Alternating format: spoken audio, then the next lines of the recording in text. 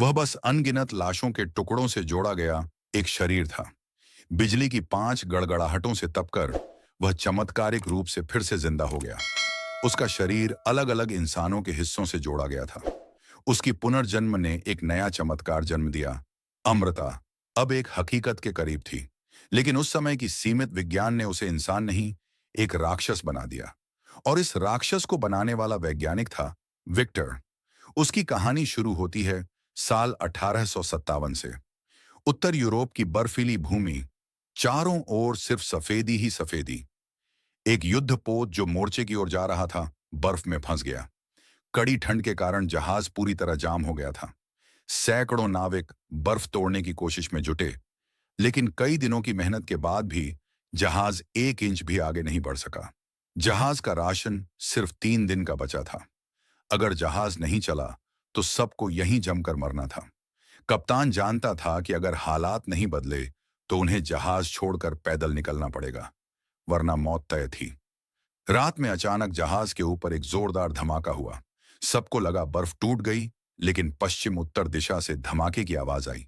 कप्तान ने दूरबीन से देखा, दूर कहीं आग जल रही थी। वह अपनी एक टुकड़ी लेकर वहां पहुंचा, लेकिन वहां बस खून के धब्बे और मलबा पड़ा था। अगर कोई घायल हुआ था तो वह कहां गया? इसी दौरान एक नाविक को पास ही एक घायल आदमी मिला। कप्तान ने सोचा शायद उस पर ध्रुवीय भालू ने हमला किया होगा। वह बेहोश हो चुका था। तभी पीछे से भयानक गर्जना सुनाई दी।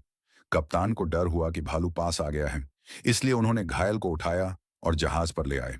लेकिन पीछा करने वाला भालू वास्तव में इंसान था। न ही वह मरा, न रुका, बस गुस्से से भरपूर। वह इतना ताकतवर था कि 2 सैनिकों को एक घूंसे में उड़ा दिया। डर से सब भागने लगे। वह राक्षस सीढ़ी चढ़कर जहाज पर आने लगा। सैनिकों ने डंडों से उसे रोकने की कोशिश की, पर वे उसकी ताकत के आगे कुछ नहीं थे।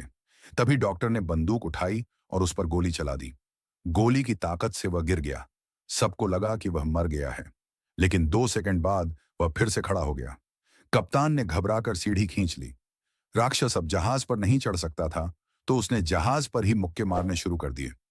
उसकी ताकत इतनी भयानक थी कि पूरा जहाज हिल गया। कप्तान ने तुरंत बंदूक उठाई और राक्षस के पैरों के नीचे की बर्फ पर गोली मारी। बर्फ टूटी और राक्षस पानी में गिर गया। जब वह फिर से ऊपर नहीं आया, कप्तान ने राहत की सांस ली। उसी वक्त बेहोश पड़ा विक्टर होश में आया। विक्टर ने बताया, वह राक्षस दरअसल इंसानी लाशों को जोड़कर बनाया गया जीव था, और यह सब शुरू हुआ था एक पागलपन भरे प्रयोग से।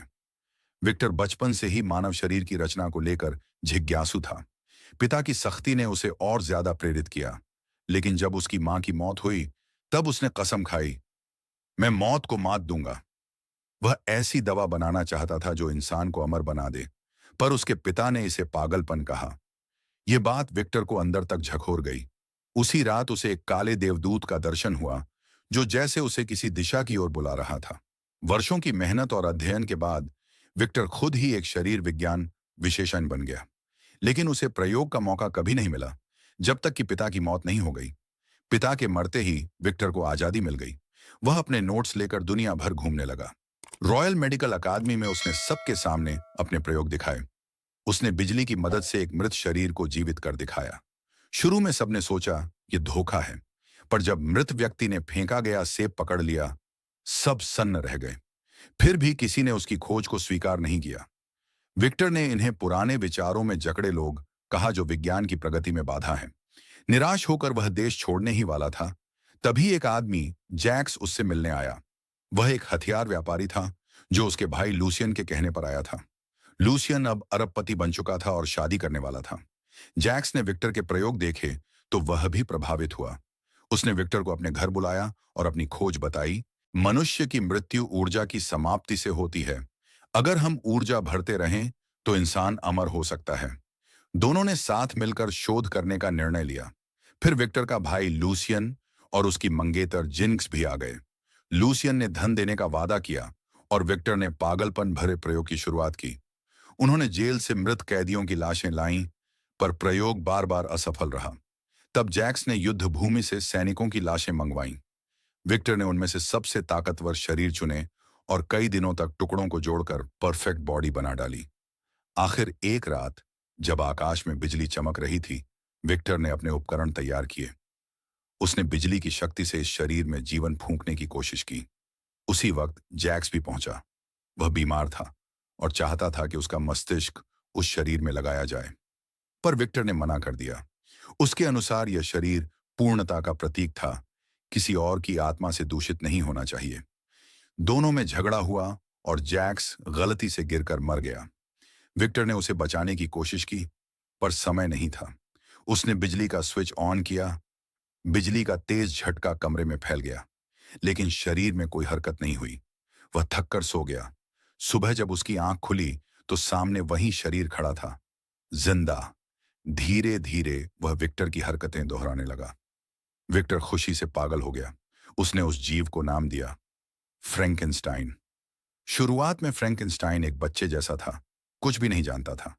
विक्टर उसे बोलना और समझना सिखाने लगा, पर उसकी समझ बहुत कमजोर थी। एक दिन गलती से उसने खुद को चोट पहुंचाई। विक्टर गुस्सा हो गया, लेकिन जल्द ही देखा कि घाव कुछ ही पलों में भर गया, यानी वह अमर हो चुका था। धीरे धीरे वह बेचैन और गुस्सैल होने लगा। तभी लूसियन और जिंक्स मिलने आए। जिंक्स ने नीचे बेसमेंट में उस राक्षस को देखा, पर उसे डर नहीं लगा, बल्कि उसने उससे बात करने की कोशिश की। राक्षस उसकी सुंदरता से मोहित हो गया। जिंक्स को लगा विक्टर ने किसी इंसान को कैद किया है। विक्टर ने सच बताया, यह मेरा प्रयोग है, एक नया जीवन। जिंक्स हैरान रह गई। वह उसकी देखभाल करने लगी, पर विक्टर को उसका यह व्यवहार पसंद नहीं आया। वह मानता था कि राक्षस सिर्फ एक प्रयोग है, भावना नहीं। बहस के बाद वह गुस्से में नीचे गया और राक्षस को मारने की कोशिश की, पर इस बार राक्षस ने विरोध किया। विक्टर को एहसास हुआ, उसने जीवन नहीं, मौत को जन्म दिया है। उसने निर्णय लिया, उसे नष्ट कर दूंगा। उसने पूरा लैब पेट्रोल से भिगो दिया और आग लगा दी। राक्षस उसे रोक नहीं पाया। जब विक्टर जाने लगा, राक्षस ने उसकी ओर देखा और उसका नाम पुकारा। विक्टर का दिल पसीज गया।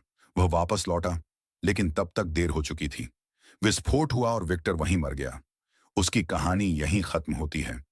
पर कुछ देर बाद वही राक्षस समुद्र से निकलकर फिर से जहाज पर आ पहुंचा। जहाज का कप्तान अब समझ गया, विक्टर का चमत्कार ही उसकी सबसे बड़ी भूल थी, और राक्षस अपनी कहानी खुद सुनाने लगा।